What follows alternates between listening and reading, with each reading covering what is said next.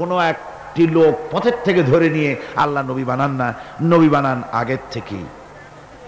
আল্লাহ পাক মানুষের জন্য পথ সৃষ্টি করেছেন, পথ তিনি তৈরি করেছেন। আমরা দেখতে পাই সমুদ্রের ভিতরে নাবিকেরা তারা যখন স্টিমার চালায়, নৌযান যখন চালায়, তখন দিনের বেলায় সূর্যের আলো দিয়া চলে, রাতের আঁধারে যেন পথ না হারায় সেজন্য রব্বুল আলামিন আকাশে তারকা খচিত করে নাবিকদেরকে পথের দিশা দিয়ে দিয়েছেন। আবার তিনি মরুভূমির ভিতরে ধু প্রান্তরের মধ্যে নিশানা তৈরি করে মানুষের পথের দিশা দিয়েছেন। যে আল্লাহ রব্বুল আলামিন মানুষের এমনি করে সমুদ্রের মধ্যে, পাহাড়ের ভিতরে, প্রান্তরের মধ্যে পথের দিশা দিয়ে দিয়েছেন, সে আল্লাহ রব্বুল আলামিন মানুষের জীবনের চলার জন্য আলো প্রদান করেন নাই, পথ প্রদান করেন নাই। এটা কেবলমাত্র বেকুবরাই চিন্তা করতে পারে। কারা চিন্তা করবে? এটা যারা বেকুব, যারা আহমক, ওরাই চিন্তা করতে পারে। আল্লাহ পাক পথ তৈরি করেছেন, আলো জ্বালিয়েছেন। কোরআনে কারিমে রব্বুল আলামিন বলেছেন, قد جاءكم من الله نور وكتاب مبين। আমি আল্লাহর পক্ষ থেকে তোমাদের জন্য এসেছে আলো, আর আমি তোমাদের দিয়েছি স্পষ্ট কিতাব। আমার পক্ষ থেকে যে আলো তোমাদেরকে দান করেছি, সে আলো হচ্ছেন মুহাম্মদুর রাসূলুল্লাহ সাল্লাল্লাহু আলাইহি ওয়াসাল্লাম, তিনি হতেছেন আলো। আর একটা কিতাব দিয়েছি, ওই কিতাবের নাম হচ্ছে কোরআনে কারীম। কোরআন শরীফ দিয়েছে, স্পষ্ট কিতাব। আর আলো দিয়েছি, আলো হচ্ছেন মুহাম্মদুর রাসূলুল্লাহ সাল্লাল্লাহু আলাইহি ওয়াসাল্লাম। হুজুরকে নূর বলা হয়েছে, হুজুরকে সিরাজাম মুনীরা বলা হয়েছে, একটা উজ্জ্বল প্রদীপ বলা হয়েছে।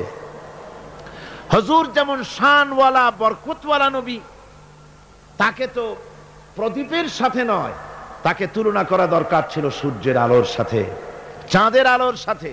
কিন্তু আল্লাহ রাব্বুল আলামিন সূর্য এবং চাঁদের সাথে তুলনা না করে হুজুরকে তুলনা করেছেন প্রদীপের সাথে। কারণ হচ্ছে সূর্যের আলো যতই প্রখর হোক, সূর্যের আলো যতই প্রচন্ড হোক, এই সূর্য কিয়ামত পর্যন্ত চেষ্টা করে নতুন আরেকটি ছোট্ট সূর্যের জন্ম দিতে পারবে না। চাঁদের আলো যতই সুন্দর হোক, যতই স্নিগ্ধ হোক না কেন, কিয়ামত পর্যন্ত চেষ্টা করে চাঁদ নতুন ছোট্ট একটি চাঁদের জন্ম দিতে পারবে না। অথচ একটা প্রদীপ, এই প্রদীপ থেকে যদি কেউ আলো ধরাতে চায়, আর একটা ধরানো যাবে, 10টা যাবে, 100টা যাবে, সহস্রটা যাবে। যত আলো ধরাতে চায়, একটা প্রদীপ থেকে মানুষ আলো হাজারো হাজারো লাখো লাখো আলো ধরাতে পারে, তাতে ওই প্রদীপের আলো মোটেই কমে যাবে না। ঠিক কিনা বলেন?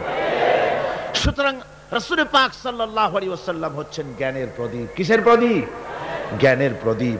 তার কাছ থেকে, আল্লাহ রাব্বুল আলামিনের কাছ থেকে এসেছে জ্ঞান। সেই জ্ঞান তিনি বিকিরণ করেছেন, বিতরণ করেছেন গোটা বিশ্ববাসীর জন্য। সুতরাং হেদায়েতটা আল্লাহর পক্ষ থেকে পয়গম্বরদের কাছে সরাসরি আসে, অন্যদের কাছে আসে না। এই পৃথিবীতে দার্শনিকরাও নেতা, রাজনৈতিক নেতারাও নেতা। যত নেতা আছে, দার্শনিক হোক আর রাজনৈতিক নেতা হোক, যত রকমের নেতা আছে, সমস্ত নেতারা কথা বলে মন মস্তিষ্ক দিয়ে, আন্দাজ এবং অনুমানের উপরে ভিত্তি করে অন্ধকারে ঢিল ছোড়ে। আর পয়গম্বরেরা আন্দাজের উপরে ভিত্তি করে, অনুমানের উপরে ভিত্তি করে কোনো কথা বলেন না, অন্ধকারে ঢিল ছোড়েন না, পর্যবেক্ষণ করে চোখে দেখে বিশ্বাসের ভিত্তিতে আল্লাহর পক্ষ থেকে যে কথা আসে সেই কথাই দৃঢ়তার সাথে তারা পেশ করে থাকেন। নবীরা হচ্ছেন মাসুম। নবীরা কি? মাসুম, বেগুনাহ, তাদের কোনো গুনাহ নাই। আল্লাহ পাক তাদেরকে হেফাজত করেন। কে হেফাজত করেন? আল্লাহ সুবহানাহু ওয়া তাআলা। শয়তান হচ্ছে মোস্ট পাওয়ারফুল।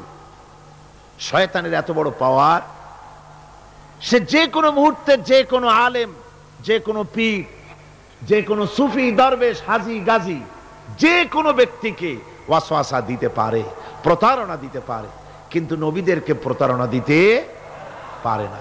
আল্লাহ পাক শয়তানের সব রকমের কুমন্ত্রণা এবং ওয়াসওয়াসা থেকে আল্লাহ পাক নবীদেরকে কি করেছেন? হেফাজত করেছেন। এই পৃথিবীর মানুষের জন্য আল্লাহ রাব্বুল আলামিনের সবচেয়ে বড় ইহসান হচ্ছে যে তিনি আমাদের জন্য নবী দিয়েছেন, হেদায়েত আমাদের দিয়েছেন নবীর মাধ্যমে। আর তাও আবার তিনি নবী দিয়েছেন মানুষের মধ্য থেকে, কোন নবী ফেরেশতাদের মধ্য থেকে দেওয়া হয়নি। নবীর বশরিয়ত সম্পর্কে গত বছরের তাফসীরের মাহফিলে সূরা ফুরকান থেকে আলোচনা করেছিলাম, বোধহয় আপনাদের মনে আছে, মনে আছে না? আল্লাহ পাকের এটা ইহসান যে তিনি নবী বানিয়েছেন সব মানুষদের, ফেরেশতাদের নবী বানান নাই। ফেরেশতা নবী হলে আমাদের জন্য সুবিধা হতো না, কি বলেন ঠিক না? তার কারণ হলো ফেরেশতারা পুরুষও না,